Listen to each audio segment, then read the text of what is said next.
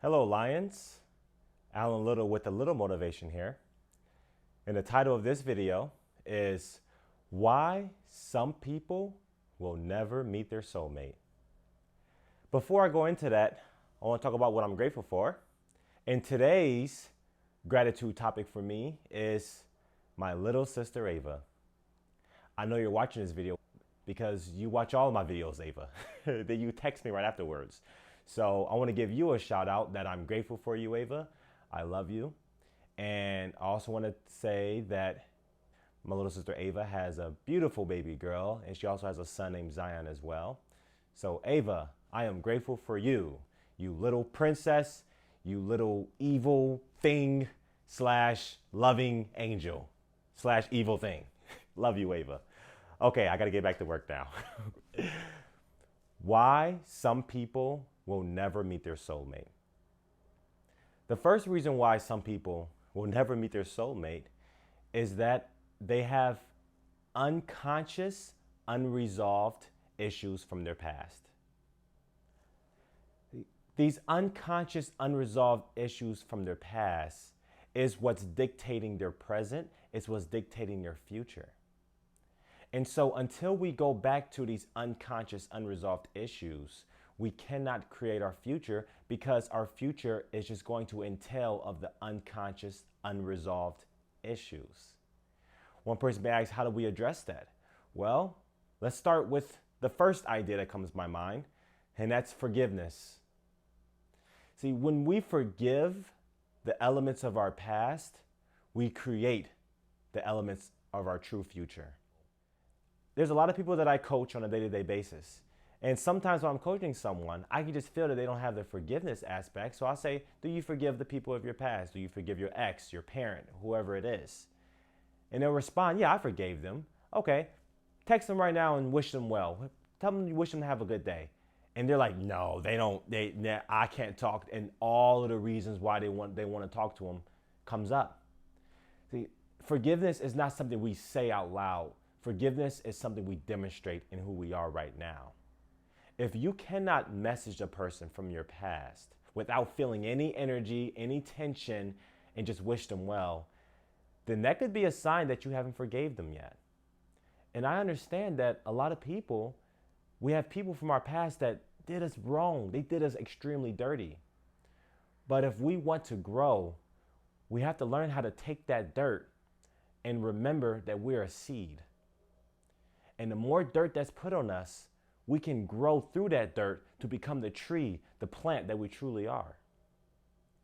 So the unresolved issues of our past, we start with forgiveness. And a lot of the times this is not just in romantic relationships, it can go back to our parents too. Some of us are going to have to forgive our parents for certain aspects that we experienced during childhood, because if those aspects of our childhood is still clogging our heart, then it's blocking us from our full adulthood. And a piece of our adulthood is having, if we desire, that partner, that co-creative partner. When I say soulmate, I mean, I want to get into this because there's a lot of different definitions of soulmates. Some people find different internet definitions. When I say soulmate, I mean a stable datum of love. I mean someone that you can connect with and grow with on a daily basis and grow passionately in love. It's a shared spiritual evolution process. Your right-hand person. And that is possible if we seek to create that. And some people don't seek to create that, and that's perfectly okay too. But this video is for the people that's ready for that partnership. So first aspect, unconsciously unresolved past. Forgiveness through that. If you don't know where to start, well, think of the one person that you're most afraid of to call. Start there. Second reason why some people will never find their soulmate is they're looking too hard. They're spending so much time looking. They're spending so much time focusing on it that they don't fully understand how do we create with the universe. Now, if you want to create that co-creative partner, this is something that, from my opinion, you're going to have to co-create this with God. Because a lot of us cannot just go to our mind and just manifest a perfect human being for us. We can't just do that. Now, a lot of times in business, we can create business with our mind. We can go to the gym, work out, do that. That's pretty consistently. But this whole area of emotions, there's a higher power that's involved. And one of the most important things is to learn how to co-create with this higher power. The key word is co-create. So notice that I said looking too hard, which is usually a sense of you need to have control. It needs to be on your terms. For people that's looking for this soulmate, it's not going to be on their time. It's going to be on God's time. One of my favorite quotes, as I said before, Inshallah. In Dubai, I learned this from the Muslims. Inshallah. When God wills it to be, it will be. And when it comes to this co-creative partner, this soulmate, this is on a whole different timing. Now, the way that we can influence this timing and speed it up is by first addressing the unconscious, unresolved issues of the past. The second part is giving up a little bit of control, surrendering, kind of just almost forgetting about it. It's okay to look a little bit. You know, you may go out somewhere, go to a bar, maybe hit some online apps, maybe internet. It's okay to look a little bit. But if you're spending day in, day out, constantly looking, and you have all these expectations about what's to come, then the people that's doing that, they're going to find themselves always searching, but they'll never be found. Don't spend so much time searching for it. Spend more time allowing it to come through, which is what we'll get into the nitty-gritty of things. 30% look, 70% allow it to come to you. Allow it to come to you. The third reason why some people will never meet their soulmate is that they take too much advice from friends.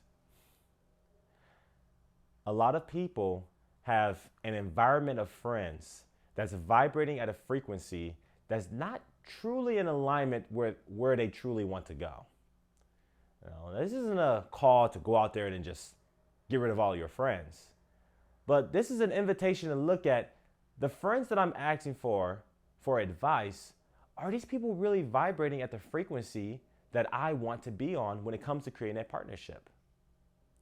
I was sitting down with a buddy not too long ago, and he was telling me that he knew someone where they got their advice from 3 people who's dealt with deceit and infidelity, and it was a regular thing that they always dealt with, and they got most of their advice from them people. Now, obviously, if you're connecting with people that's on that frequency, that's always focusing on that, always focusing on that pain, then they're going to vibrate that frequency on to you. So it's important to look at, okay, are these people I'm getting advice from, are they really living the life? Do they really have the things that I truly want at my highest state? Because I'm talking about focusing on an aspect. And the aspect we're focused on is creating that soulmate partnership. So if people that wants to create that, they shouldn't talk to people that's never created that, if that makes sense. Too much advice from friends could be a detriment. But guidance from people that's on that frequency, and mind you, on that frequency, they don't have to have a partner. They can just be on that frequency. I would strongly invite people to doing that. Fourth reason why some people will never meet their soulmate is they're programmed. They're programmed by Disney and the media. See, a lot of movies from our childhood, they kind of illustrate this picture of the masculine goes out there and conquers this dragon and rescue this princess. Or the princess is locked up in a castle and she just has to just wait. He'll come sooner or later. I just wait. I just do this. And although that's very romantic, very romanticizing, that's putting the man on this pedestal that he has to go out there and earn love. And it's putting a woman that she has to wait until she experiences love. See, the divine dichotomy is that if the masculine is always going out there having to earn love, he's going to feel like I have to do all of these things to find my soulmate or find the greatest version of love. And then the feminine energy, they feel like I will not experience love until this comes to me, until I get this. I experience it as a broken system. The media is entertaining, but mind you, some of it is just entertainment. I was talking to someone about how they were saying that they watched all of the movies and they got married, and then once they got married, they didn't really experience what they thought it was going to be. They said, I didn't really feel like this was the wedding day was phenomenal, but afterwards it wasn't happily ever after. I don't get why, you know? And so many movies make it like that, but it's not. And as they asked me why. And I made the observation that if you would notice, a lot of movies, the movie ends on a wedding day. That's when it's over. It doesn't show what happens after the wedding. After the wedding, guess what? You're still growing. You're still evolving. It's still a process. Relationships take work. But the key of having this soulmate co-creative partner is that you enjoy the work because you enjoy growing with that person. And some people never get to experience this because they're stuck in this illusion of what it should look like. The moment it gets hard, they gotta go. No, it gets tough at times, but you can't climb a smooth mountain. So don't let Disney and the media program you. Have your own experiences. Learn from others that's actually living what you want. And start to reprogram yourself with the reality of things. Relationships take work, even with your perfect soulmate. And that's okay, because if it's with that person, you'll enjoy the process. And the fifth and final reason why some people will never meet their soulmate is they don't know themselves. See, we're going to get a little bit deep here. Every single religious, spiritual, philosophical philosophy, they all have one tangent in it. You could break it down into two words. Know thyself. Know thyself, and to thine own self be true. There's phases when it comes to that partnership that we're creating. There's the first phase of experiencing what you want. And there's a second phase, which is the popular phase of experiencing what you don't want. Now, the key is to love both phases and both aspects, because through every journey, you more define exactly what's in alignment with you. There's some people that you can manifest in your life, and they're literally there to show you every example of what you do not want, of what you don't deserve. And so those people are just as much angels, because without those people, you would not have an idea of what you're truly in alignment with. Without dark, there cannot be light. So it's knowing both aspects of this. And at the end of the day, it's all about you. This idea of creating this co-creative partner, this partnership, you're really just defining yourself. And you're using relationships to get in touch with who you truly are, what you're truly compatible with. The moment you get clear about who you are, that's the moment you'll get clear about what you deserve. So spend time getting to know yourself. I would walk through the mall and I would be like, hey, Alan, how you doing today? I'm doing good. How you doing? I'm doing real good. What'd you have for dinner last night? I had pizza. Did you like it? Nope. Spend time getting to know ourselves. It's amazing how powerful that could be. Now, I'm going to give you, from what I experience, as my observation of how to create that soulmate. Here's the key. Here's my ticket, okay, for people that want to create that. The way you create that soulmate partner is by aggressively finding ways that you deserve to be loved today. Start today. Think of all of the ways that you deserve to be loved. Think of all of the ways that you are loved and enjoy them. Literally enjoy them. Because in our life, we don't get what we want. We get what we expect. So what you have to do is you have to create what you expect right now before the manifestation comes into your life. Last night, I went on a date with God. I am in a marriage partnership with God. And the thing about God is that for me, God's just such a huge loving thing that it's like, wow, it fulfills me. It's the way that my mind can hold on to, this is how I deserve to be loved. Got down on one knee, proposed to God. Now, the key to this is knowing that you can address this any way you can. Some people, they have different names for God. It could be Hare Krishna. It can be somewhere in Buddhism. It could be Muslim. Whatever resonates with us. But find the ways that you're loved today and actually enjoy them and make them your new standard. Here's one of the keys. This is a major key. You change yourself by changing what you tolerate today. You change yourself by changing what you tolerate. So if we change what we tolerate, we'll change what we think we deserve. My connection with God, my mind, I'm like, I went on a date with God, and guess what? I got a vegan salad. I enjoyed it, and God didn't nag. God didn't say you're getting fat, you should stop eating. God just said, oh, that's amazing. Let's enjoy it. See, now in my mind, anyone that's in my life, I have this thermometer of how I deserve to be loved. And because of my own internal thermometer that I created, that projects onto other people. So they can feel me vibrating as the person that, yeah, don't give them crap for being vegan, because I've accepted it within myself because I know God accepts me for that. So for the people that's watching this video that wants to create that partnership, you have to start creating that way to be loved right now. And you have to enjoy that.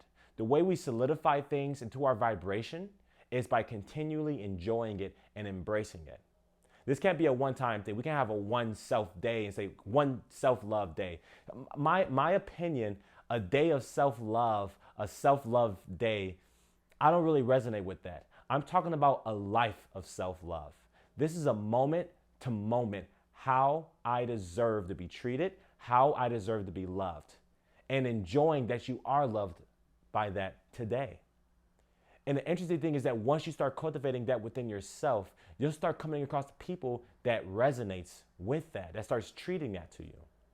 I remember once I was playing basketball, and there's these people there. I'm pretty competitive when I play basketball, but there's this person there that they never really said much to me. They was always kind of quite quiet to me. They really vibrate with me. And I'm like, okay, I'm just here to play basketball. But that morning, I'm like, you know what? God loves me, God embraces me, and I enjoy all of the ways that I'm loved. And out of nowhere, that person comes up to me like, hey man, I never really introduced myself to you. I don't know why we never say that, we see each other all the time. You know, I'm such and such, love to meet you. And it was immediate that I noticed that the more I filled myself up with the way I deserve to be loved, the way I deserve to be treated, the more people responded to that, started treating me that way, and started coming out of nowhere to mirror that. So that's the secret. The way you deserve to be treated, enjoy it today. Enjoy the way you're loved today. And you do that by doing things that you know you would want to do when you have that soulmate creative partnership. You can go on a date. You can go to a movie with you and your creator, or with God or Krishna or whatever you believe in, and just enjoy that. Enjoy being pampered. Enjoy being loved today, and you'll vibrate that frequency. I hope this video helps you. For those that's watching this video that is secretly really looking for that soulmate creative partnership, I'd love for you to take this and also comment down below anything else if I missed anything. You know, comment below. Let's have this conversation. Let's talk about this.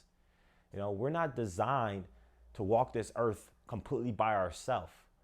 Otherwise, we would be here completely by our individual self. That partnership is possible, and it's actually probable if you implement the things that I mentioned before. It starts with you though. You are the person that's going to fall in love with yourself first before you create someone else that loves you that much. People will only love you to the limit that you allow them to. And that limit is limited by how much you love yourself.